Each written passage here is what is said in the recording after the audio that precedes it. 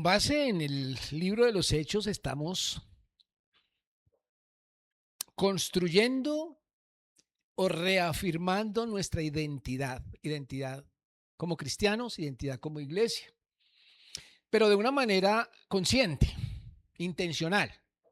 Para uno construir o afirmar su identidad intencionalmente, eso es con base en convicciones estudiadas, pensadas, convicciones. Yo soy. Eh, Cuando Moisés le preguntó a Dios al ser llamado que quién era el que le estaba enviando, Dios le contestó, yo soy el que soy. ¿Cierto? Una frase famosa. Dios mismo parte de su identidad para hacer su tarea. Y Jesús también se identifica con diferentes yo soy. Yo soy el camino, yo soy la verdad, yo soy la resurrección y la vida, yo soy la puerta, yo soy el buen pastor. Esas convicciones afirmadas, explícitas, asumidas, asimiladas, son las que construyen la identidad de una forma consciente. Hay cosas que a veces son inconscientes, ¿no? Hace eh, 30, 40 años, cuando todavía no teníamos las Biblias virtuales, que todo el mundo, los cristianos cargaban la Biblia debajo del brazo, uno salía un domingo y tomaba el bus para ir a la iglesia y cuando veía subir a alguien al bus con la Biblia bajo el brazo o encorbatado, elegante, porque los domingos no se ponen elegantes, uno dice, va para la iglesia, ese es cristiano, ¿no? Eran tradiciones, eran costumbres, y así muchas veces hay ciertas cosas que asumimos desde pequeños por ser cristianos y hacemos, o en el vocabulario también. Vocabulario que usamos una vez se da cuenta, escucha a una persona y dice, como que es cristiano, ¿cierto? Son cosas inconscientes.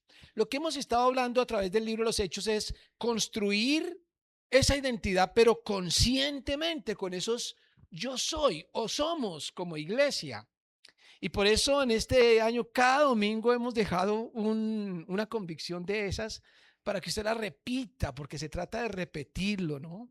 Eh, las mentiras, repito mucho, se nos repiten a diario y a veces la verdad la callamos. Entonces, en este año ya llevamos 31 afirmaciones. Yo no sé si usted ha llevado la cuenta. 31 afirmaciones de lo que somos. Y aquí quisiera hacer un alto hoy y escuchar cuáles, algunas de esas, de pronto que alguien me diga alguna de esas afirmaciones que recuerda de este año. Alguien que me quiera recordar alguna de esas afirmaciones. A ver. Tienen 31 para escoger. A ver, o volvemos a empezar. ¿Quién recuerda alguna? Bueno, está bien, se permite que lean entonces. Algunos tienen sus apuntes allí o sus archivos. Se permite también que lean. ¿Alguna afirmación que me recuerden? Por acá. No tememos testificar porque Dios está con nosotros. ¿Esa de cuándo fue? De hace 8 días. Está fresquita, ¿cierto? Está fresquita. Otra. ¿Quién me recuerda otra? Anunciamos la verdad aunque abunde el engaño. Muy bien. Otra. Somos instrumentos del poder de Dios. Otra. Dependemos de la voluntad de Dios. Una más.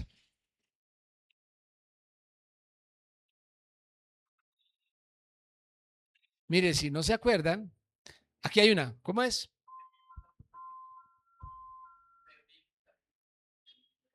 Servimos a Dios aunque pensemos diferente. Muy bien. Si usted quiere repasarlas, recuerden que todas estas afirmaciones han quedado registradas en nuestro canal de YouTube. Así que en vista de que recuerdan pocas, quiere decir que pueden volver a ver todos los videos de este año.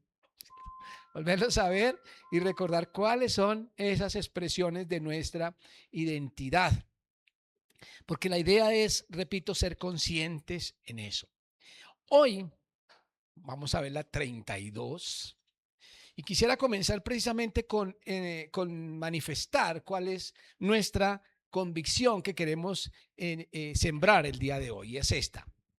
Tenemos las escrituras como fundamento de la verdad. No acostumbro a hacerlo como en la escuela, pero a veces hace falta decir, repitan conmigo. ¿Cómo dice? Eso, hágalo así todos los días. Tenemos las escrituras como fundamento de la verdad y yo quisiera comenzar por dar la afirmación, porque estoy casi seguro que si al decir esto tenemos las escrituras como fundamento de la verdad y yo digo amén, estoy casi seguro que todos van a decir, así sea entre los dientes, pero ¿por qué? Porque lo que dice allí pues es para un cristiano fácilmente repetible, es obvio, no hay mucho que pensar, es decir, lo asumimos, lo damos por sentado, incluso independientemente de las divisiones doctrinales que hayan o denominacionales, pues todos decimos como cristianos que la Biblia es nuestro fundamento de la verdad. Sin embargo, muchas veces esa afirmación se queda en la parte teórica, sobre todo si tenemos en cuenta qué otros fundamentos o qué otras cosas tiene el mundo como fundamentos de la verdad para contrastar con la palabra de Dios. Podríamos pensar en el mundo, ¿qué es lo que la gente suele tener como fundamento de la verdad? Es decir, que dicen, si esto dice así es porque es verdad. ¿Cuáles son? Recuérdenme en algunas cosas que son fundamento de la verdad para el mundo. La ciencia, por ejemplo. Es decir, probado científicamente, entonces es verdad. ¿Qué más? ¿Cómo? La constitución política. Sí, la constitución política. Si es constitucional, entonces es verdad. Sí, ese también es un fundamento. ¿Cómo? Las leyes. Las leyes, sí. Lo que la ley diga, eso es verdad. Entonces, para personas, ese es el fundamento de la verdad. ¿Qué más?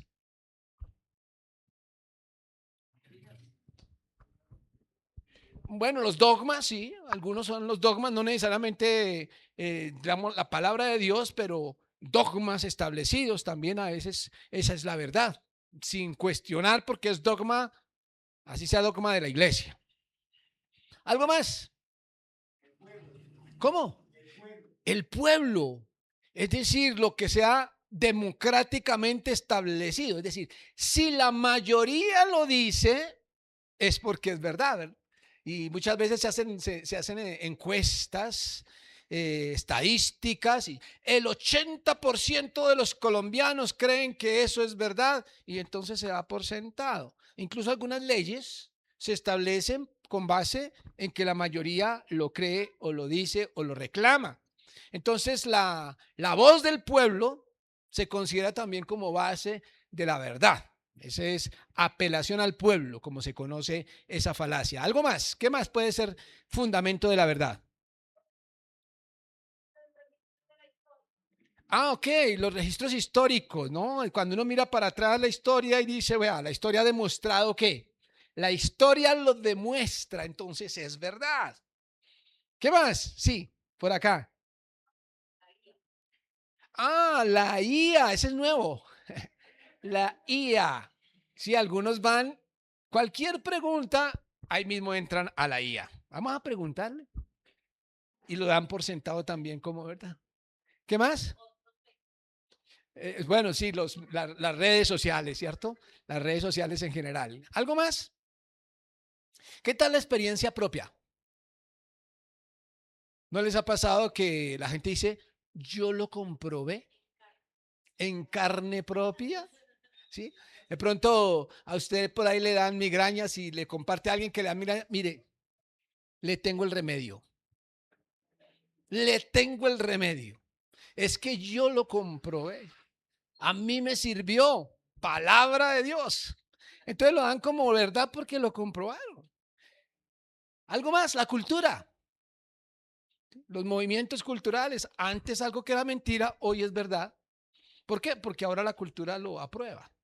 Entonces, hay muchos fundamentos de la verdad y con toda esa cantidad de fundamentos, entonces uno se pregunta, ¿quién tiene la razón? ¿Qué es verdad? En últimas, ¿qué viene a ser la verdad?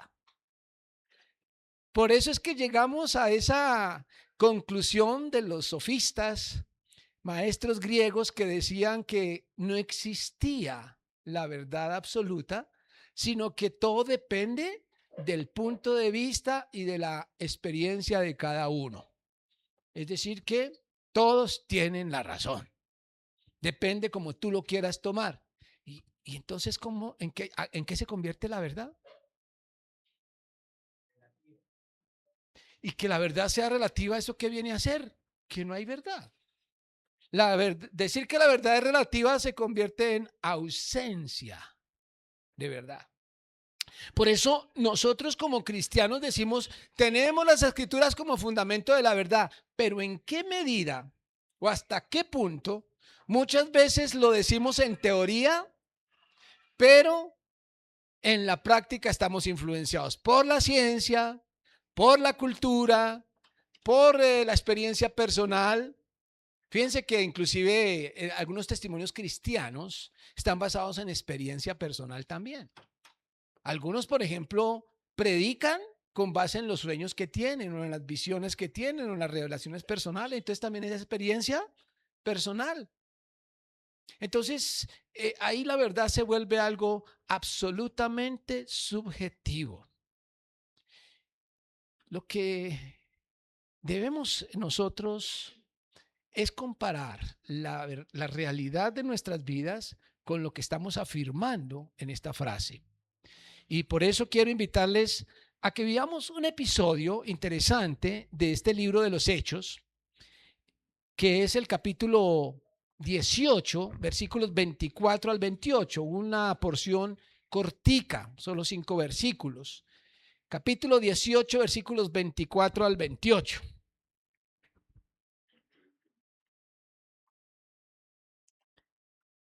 Vamos a tener aquí en la pantalla la versión Reina Valera, un poquito antigua, pero muy conocida, digamos, en nuestro medio. Dice versículo 24, llegó entonces a Éfeso un judío llamado Apolos, y como suele suceder o cada domingo hemos visto, la primera frase del texto nos obliga a recordar dónde nos quedamos en la historia.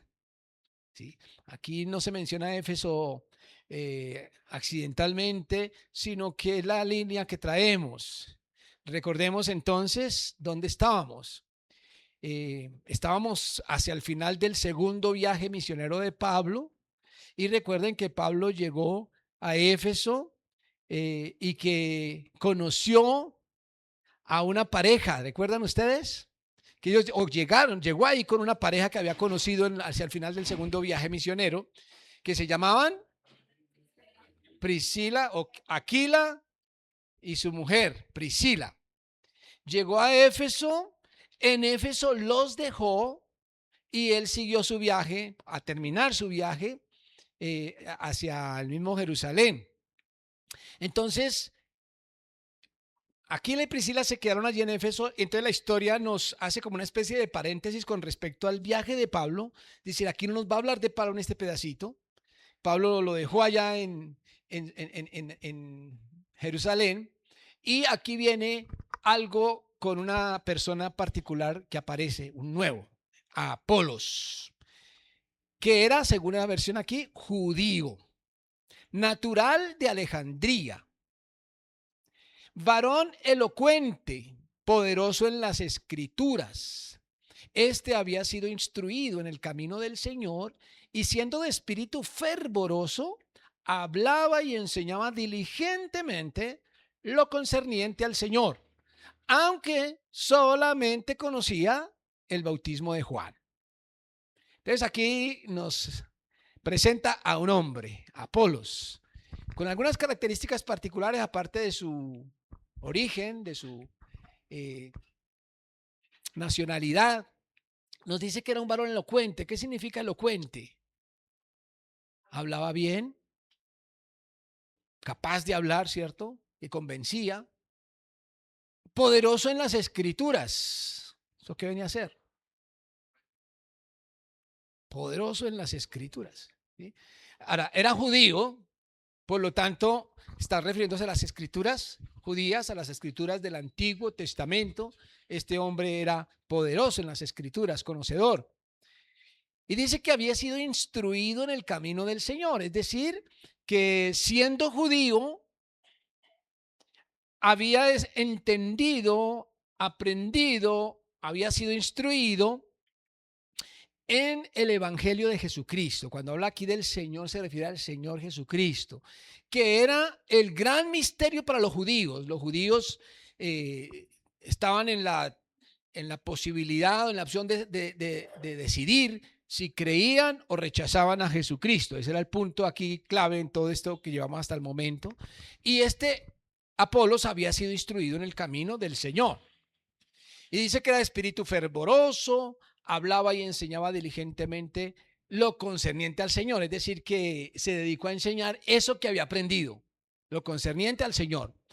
Pero tenía un vacío, porque cuando dice, aunque solamente conocía, ¿qué quiere decir? Tenía algo que ignoraba, porque solamente conocía el bautismo de ¿cuál Juan? Juan el Bautista, ¿cierto? Que bautizaba antes de que apareciera Jesús.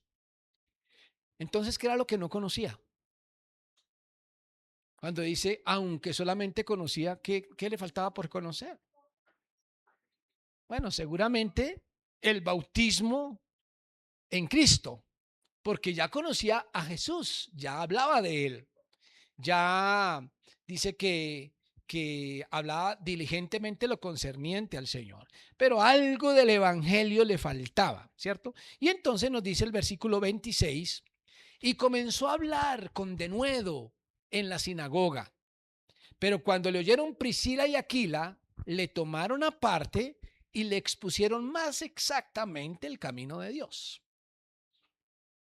Así que Apolos, igual que el otro judío que veníamos estudiando que era Pablo, también era asiduo, era fiel a la sinagoga y dice que empezó a hablar con denuedo. ¿Eso qué es denuedo?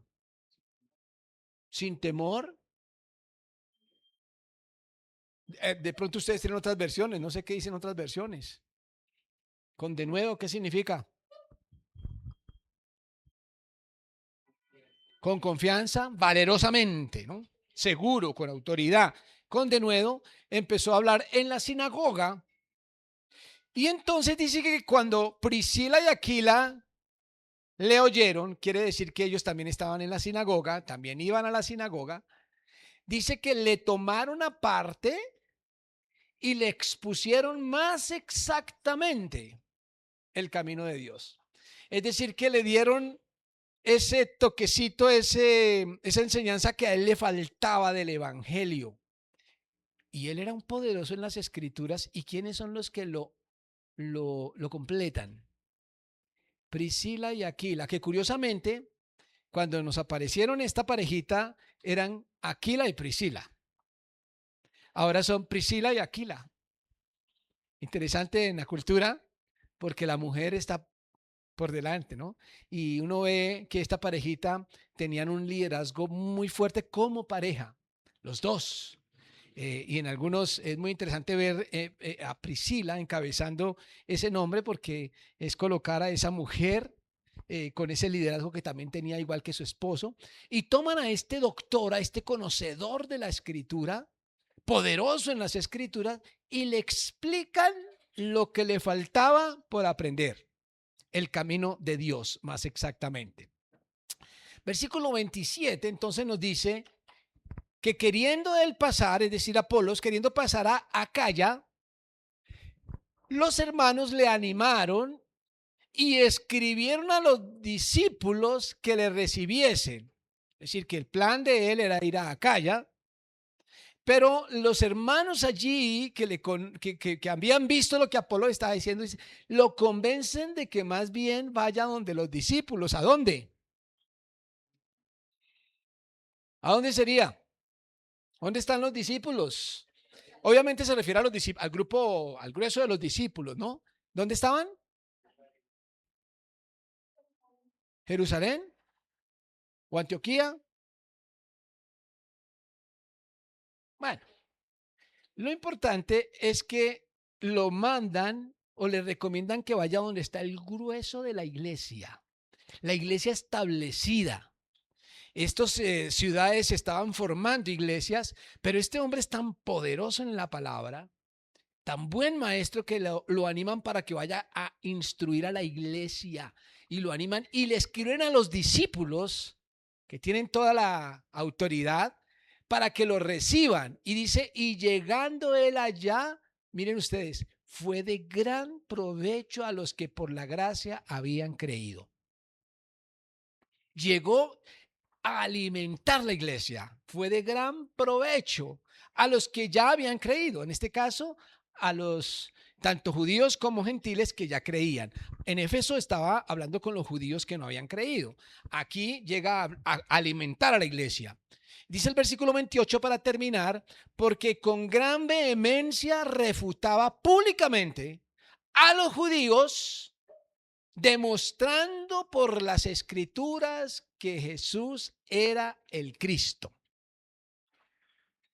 Con base en lo que estaba haciendo con los judíos en la sinagoga es que lo mandan o le recomiendan que vaya a la iglesia, porque con gran vehemencia, ¿eso qué es vehemencia?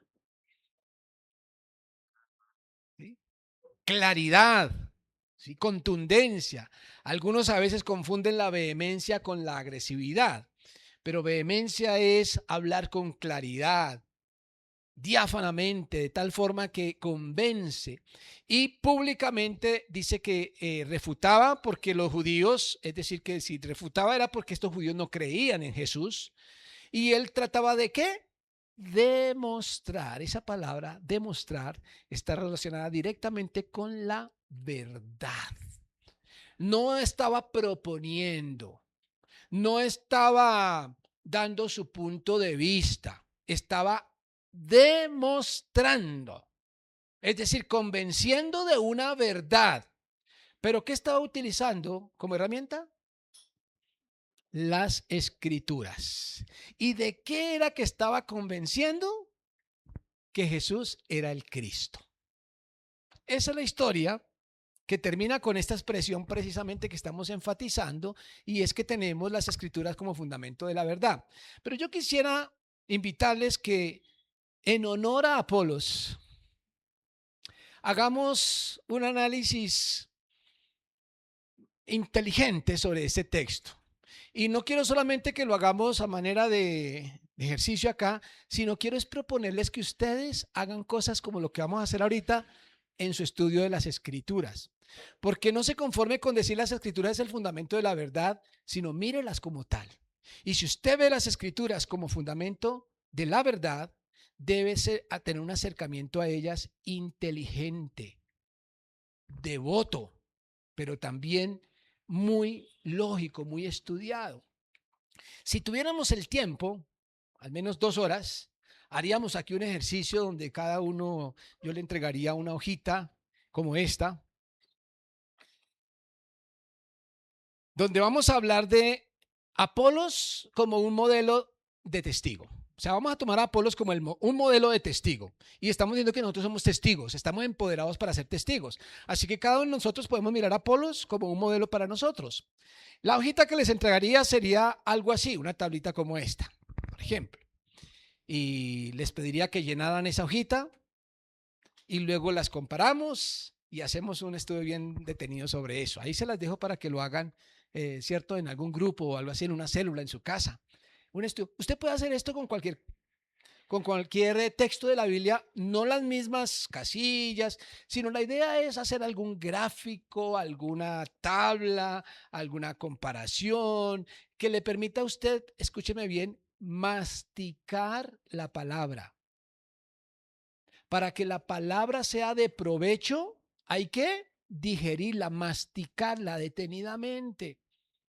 A veces como cristianos tenemos la tarea o la meta o el objetivo o como casi digamos, una imposición. Hay que leer la Biblia todos los días o por lo menos toda la semana. Entonces algunos se acercan a la Biblia a cumplir su porción de hoy. Me toca leer un capítulo de la Biblia. Y entonces,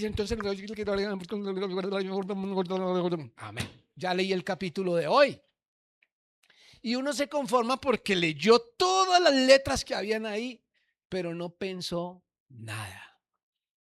Por eso es que toca de a capítulo, porque si uno lee así 4 capítulos, en el segundo ya está dormido. Empiezan los ojos a cerrarse. Entonces, si uno lee así, no está digiriendo, no está sacando provecho.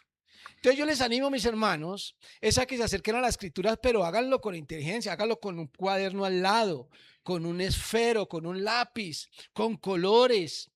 Estudie la palabra de Dios si usted cree que es la verdad. Si usted cree que es un libro de religión o un libro sagrado simplemente, pues de pronto no es tan importante. Pero si es la verdad, usted debe ponerle más atención de lo que le pone a la IA, a las redes sociales, a los noticieros o a los comentarios de la ciencia, a las investigaciones que usted de pronto hace por allá en Google o en todos esos videos que uno encuentra en YouTube, que uno le gusta ver, a algunos les encanta History Channel y todos esos canales que hablan de la verdad. Y algunos a veces me resultan diciendo, pero es que yo vi en un video que esto, aquí. Esa es la verdad absoluta. Mire, si la Biblia es la verdad, yo debo estudiarla más de lo que estudio cualquier otra cosa, incluso que lo que usted estudia en la universidad o en el colegio. Así que este es solamente un pequeño ejercicio, pero en cada parte que usted lea, usted puede hacer un ejercicio distinto, pero con tal de que se obligue a masticar. ¿Y sabe cómo comienza el buen masticado de la palabra de Dios? Con leer bien. No se coma las comas. Las comas no son para comer. No se coma las tildes. Aunque usted sea costeño, no se coma las heces. ¿Cierto? Porque cualquier cosa que uno pase por alto puede que no entienda un texto. Hay que leer bien, detenidamente, las palabras. Cuando leemos en una versión antigua como esta de la Reina Valera, muchas veces hay palabras tan viejas, tan arcaicas que uno como que las lee de otra forma, porque se parece a otra palabra.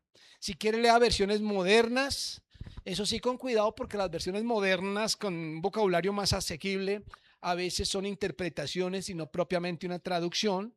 Así que compare versiones, por ejemplo, eso también es un buen ejercicio. Pero usted no necesita saber idiomas bíblicos ni nada por el estilo, al menos maneje bien su idioma. Lea detenidamente. Ahí comienza. Pero a eso usted le puede añadir muchos ejercicios. Mire cómo este ejercicio es muy sencillo. Lo que encontramos en esta porción nos habla con respecto a Apolos, nos plantea virtudes de Apolos, capacidades, vamos a diferenciar eso, actitudes, objetivos que él tiene y fundamento que él tiene. Todo esto con respecto a Apolos. Solamente vamos a analizar a Apolos aquí.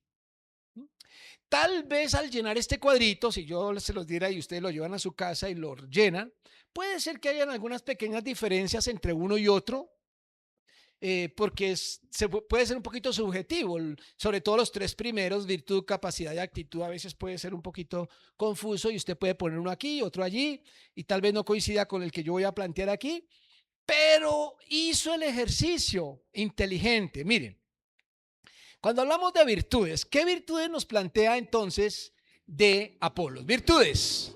Ustedes están haciendo la tarea, ¿cierto? A ver, ¿qué virtudes? ¿Cómo? Elocuente. Vamos colocando aquí. Sí, dice que era elocuente. Es decir, capaz de hablar lógicamente, ¿cierto? Y convincentemente. ¿Qué más dice que era? Virtud. Poderoso en las escrituras. Poderoso. Y miren que este ejercicio lo que nos ayuda también es que cada cosa que vamos colocando nos obliga a pensar, ¿y eso qué significa? Y eso lo detiene a usted. Por eso es que no puede leer de afán. ¿Qué significa poderoso en las escrituras? Saben, yo creo que tiene que ver con que tenía facilidad para entenderlas. Más que, puede ser que sí tenía conocimiento, pero más allá del conocimiento era capacidad de entender, sobre todo porque mire que en el contexto, siendo él un hombre judío, entendió que Jesucristo, aquel a quien los judíos crucificaron era el Cristo. Él llegó a la convicción de eso. Así que tenía capacidad para interpretar bien y supo que los profetas que hablaban del Cristo, efectivamente, todas esas profecías se cumplieron en Jesús. Así que era un poderoso en la Escritura. Vamos a mencionar estas dos cosas como sus virtudes que él tenía. En segundo lugar, nos habla que tenía capacidades. ¿Qué podemos identificar aquí como capacidades? Usted que está haciendo ahí su tarea. Una capacidad, es decir, una aptitud. Sí, exacto. Ok, vamos a colocar aquí, instruido en el camino del Señor. Esa era una capacidad ya que tenía porque había sido instruido en el camino del Señor. Y aquí el Señor hace referencia a Jesús, el Cristo. Instruido en el camino del Señor. ¿Qué más tenía de capacidad este hombre? Hablaba y enseñaba. O sea que coincide con la virtud de elocuencia que tenía. Gracias a su elocuencia, enseñaba, hablaba y enseñaba, porque una cosa es ser elocuente, tener la virtud, y otra cosa es ejercerla. Entonces aquí lo vemos ejerciendo esa virtud, hablando y enseñando. ¿Qué más? ¿Está echando color ahí? De provecho a los que creían. ¿Qué significa eso? De provecho a los que creían. Que él fue de provecho. Es decir, que cuando él llegó a la iglesia y empezó a enseñar, pues la iglesia le sacó provecho.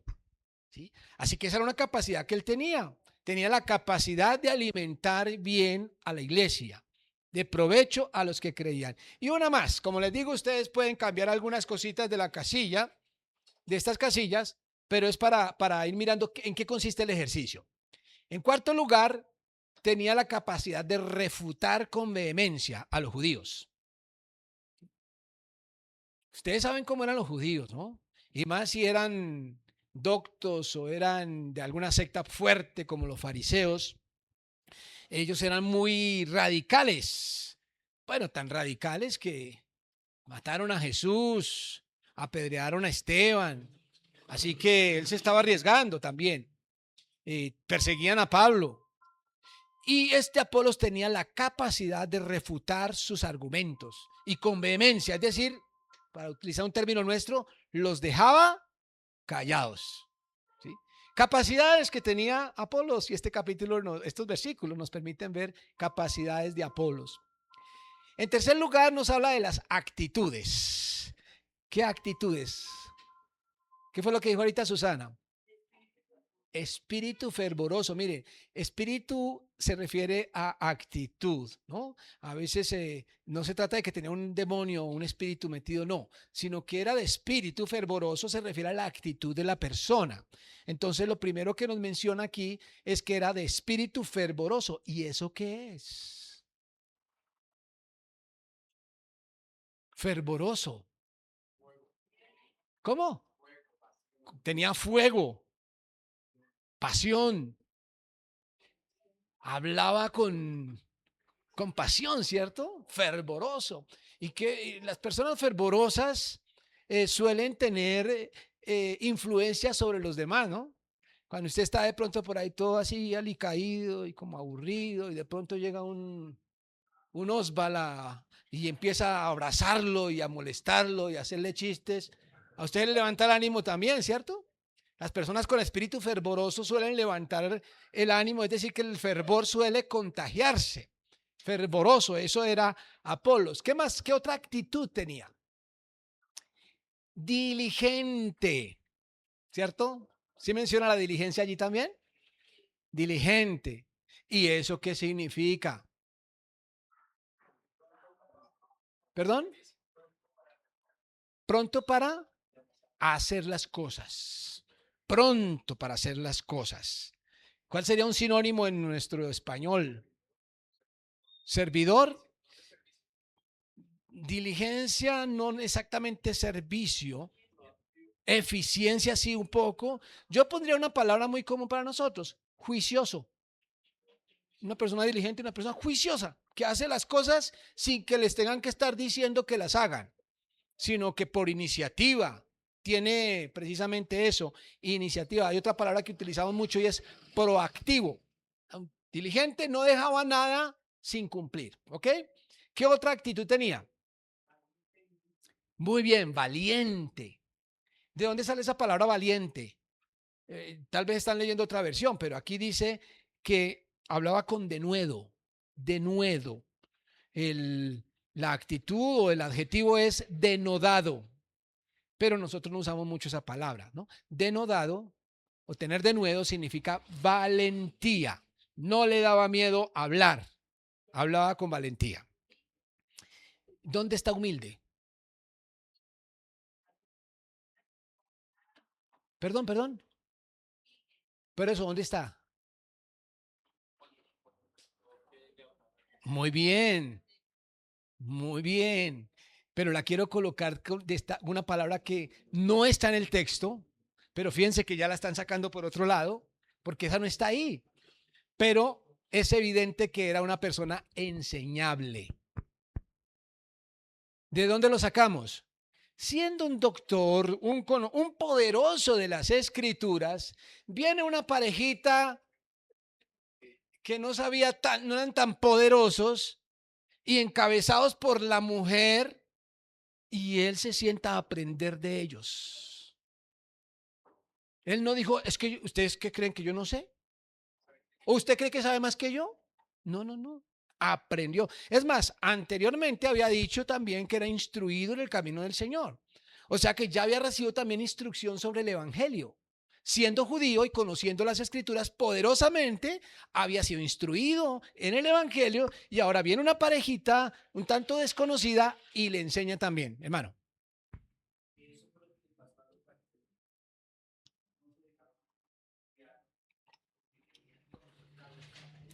Eso fue lo que no eran los fariseos, no eran enseñables, ¿cierto?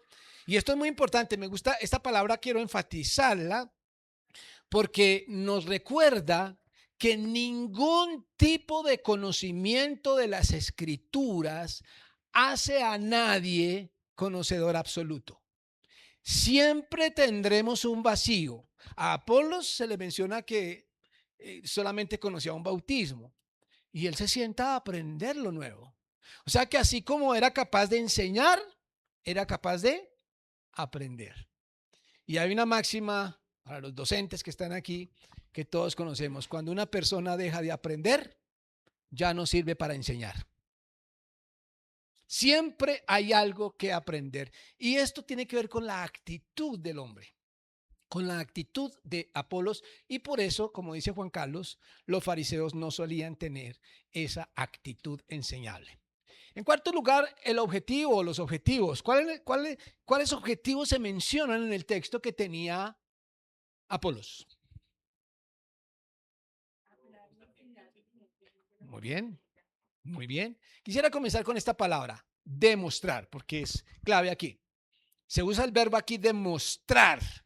Demostrar tiene que ver con sacar a la luz una verdad, no suponer, no especular, no proponer, no, demostrar. Estamos hablando de la verdad.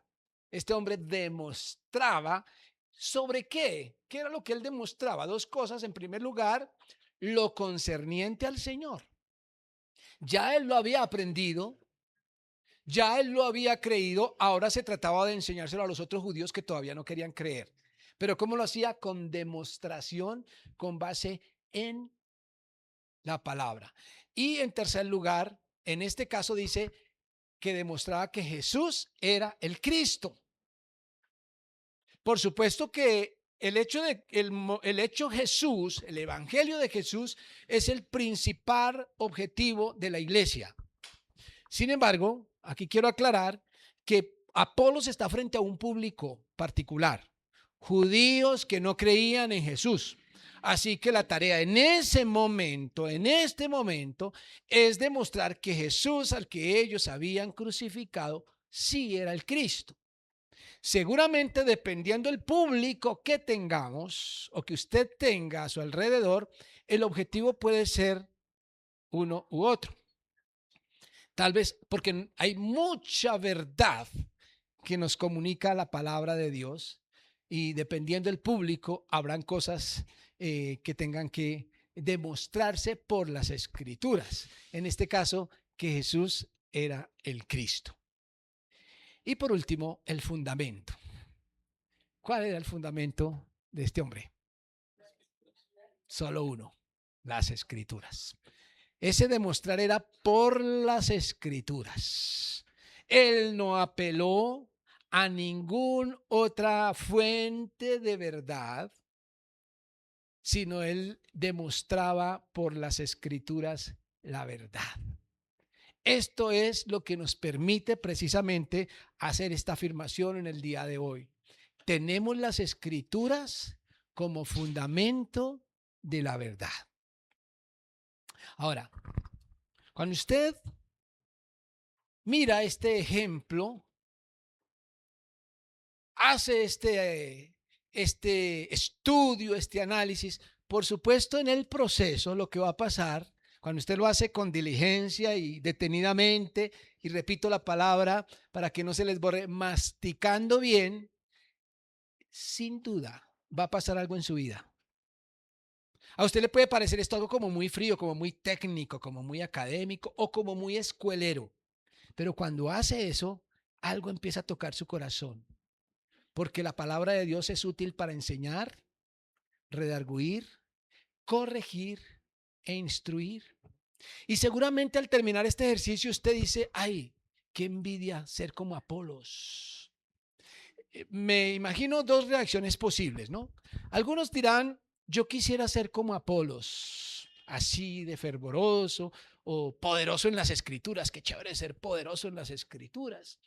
Y usted dirá, qué bueno, y lo animará, querrá parecerse o imitarlo. Pero habrán otros que dicen, uy, no, yo sí estoy muy lejos. No, yo no puedo. No, me queda difícil. Ni por las curvas lo alcanzo a ver a Apolos. Son dos posibles reacciones, positivista o negativista. Pero yo quiero hacerle algunas aclaraciones. En primer lugar, esto que usted está viendo aquí de las virtudes, capacidades, actitudes, objetivos, fundamentos, hay algo de todo esto que Dios es el que da. Detengámonos, por ejemplo, en las virtudes. Todos tenemos virtudes porque todos somos criaturas de Dios, pero no necesariamente tenemos las mismas virtudes. Llámelo talento, dones, como usted lo quiera llamar, ya sea innato, ya sea que de repente el Espíritu Santo le dio, pero hay cosas que Dios es el que da y tiene que ver con esas virtudes. Cuando Dios le da a alguien una virtud, no necesariamente le da la del vecino. Cuando miramos las virtudes, no tenemos que mirar al hermano o al maestro o al predicador y decir yo quisiera tener eso, porque es que Dios da como Él quiere. Así que en ese sentido no hay que anhelar, sino más bien darle gracias a Dios por las virtudes del otro, pero pensar qué es lo que Dios me ha dado a mí. ¿Cuáles son las virtudes que yo tengo? Porque no hay nadie sin ellas. En Cristo todos somos miembros de un cuerpo y tenemos una función dentro del cuerpo. Así que lo que Dios da es personal y eso no hay necesidad de imitarlo, porque es divino. Pero hay una segunda cosa y es lo que yo pongo. Ojo, no todo Dios lo da. Hay cosas que yo tengo que poner y tal vez eso lo encontramos en el centro, las actitudes, aquí en este cuadro. La actitud es algo que usted tiene que poner. Y hay muchas veces que el Señor da virtudes, pero la actitud del creyente es cruzarse de brazos y decir, ay, no, yo no soy capaz. A mí me da miedo. yo no puedo, qué miedo, qué pereza. Y la actitud anula la virtud dada por Dios. De tal forma que si hay virtudes y Dios da gracia, pero yo no respondo con una buena actitud, termino sin ejercer las virtudes que Dios me ha dado. Y eso lo tenemos que decidir personalmente. Eso lo pongo yo. Y en tercer lugar, de lo que vemos en la vida de Apolos, es la disposición a aprender. No se trata solamente de querer o de tener capacidad, sino también de estudiar, de aprender. Apolos tenía un vacío, había algo que no conocía, aprendió. Tenemos que tener la disposición como la gente de Berea, que comprobaba por las escrituras, pero eso implica un ejercicio. Entonces noten ustedes, las virtudes que Dios da, sumadas a la actitud que yo pongo, me lleva a ejercitarme, a practicar y a estudiar. ¿Cómo estudio yo la palabra de Dios? En primer lugar, de manera individual, privada, íntima. Usted en su cuarto. En segundo lugar, siendo instruido por la iglesia, por las diferentes herramientas que hay, acercarse a otros hermanos y juntos poder estudiar. Todos estos espacios que tenemos, ya sean los grupos individuales como parejas, damas, mujeres, hombres. Ayer las mujeres estaban reunidas, un grupo hermoso, grande, aprendiendo. Los miércoles en Oikodomé, edificación. Todos esos espacios, así no sea que usted vaya a un seminario, lo cual sería maravilloso, si va a un seminario, a un instituto bíblico, si hace un diplomado, todo eso es valioso. Algunos, perdonen la expresión en el buen sentido de la palabra y técnico, fanáticos, no creen en el estudio porque creen que el Espíritu Santo le va a poner, en el momento que necesita hablar, el Espíritu le va a decir cómo hablar. Así que ¿para qué estudiar? Grave error. Si usted no estudia, no se prepara desde lo más personal hasta las posibilidades que el Señor le presente, usted no va a poder desarrollar esas virtudes que el Señor le ha puesto. Lo que Dios da, la actitud que usted coloca y la disposición para estudiar y aprender. Esos tres elementos se unen para poder practicar esto que estamos diciendo. Tenemos las escrituras como fundamento de la verdad. Siempre será nuestro único fundamento. Pensando en esas tres cosas, yo le invito a que usted le haga una oración al Señor. Cierre sus ojos allí donde está y ore al Señor. En su mente, allí. Olvídese de la persona que tiene a su lado y hable con el Señor. No le voy a decir que repita en voz alta, pero le voy a sugerir tres oraciones. En primer lugar, una oración de gratitud. Diga: Señor, gracias por las virtudes que tú has puesto en mi vida. Gracias por los dones que me has dado. Gracias por poner en mí la gracia del Espíritu Santo, por los regalos que me has dado, talentos, virtudes. Muéstrele su gratitud a Dios, reconociendo que Él ya le ha dado muchas cosas. Tal vez a su mente venga una virtud en particular. Tal vez usted le diga: gracias porque tengo facilidad para comunicarme con las personas. Gracias porque tengo facilidad para entablar amistades. Gracias porque soy extrovertido y no me da miedo hablar. Gracias, Señor, porque me das la capacidad de manejar bien el idioma. O gracias porque tengo facilidad para acercarme a una persona, a abrazarla, a empatizar con alguien, a acompañar, a animar a alguien.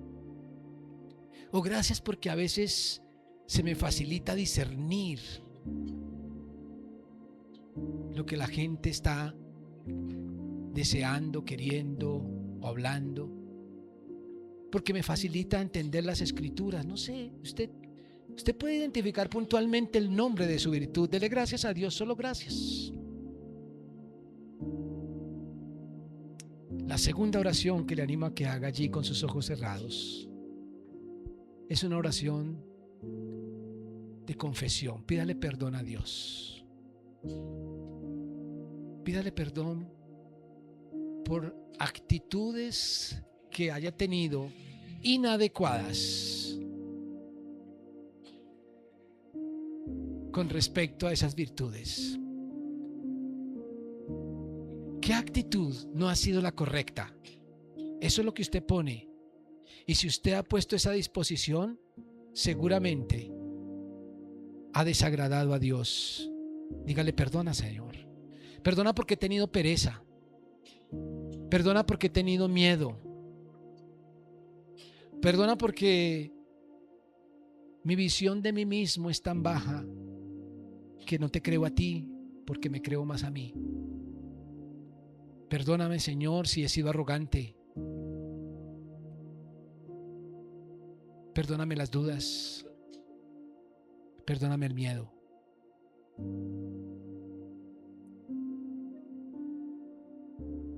Y en tercer lugar, voy a invitarle que haga una oración de compromiso. Haga un compromiso con el Señor con respecto a su estudio de la palabra. Dígale: Señor, de aquí en adelante quiero ser más diligente con las Escrituras. Quiero acercarme a ellas más intelectual e inteligentemente, Señor. Me comprometo a invertir más tiempo en el aprendizaje, en el estudio. Voy a poner un espíritu enseñable para dejarme instruir por tu palabra.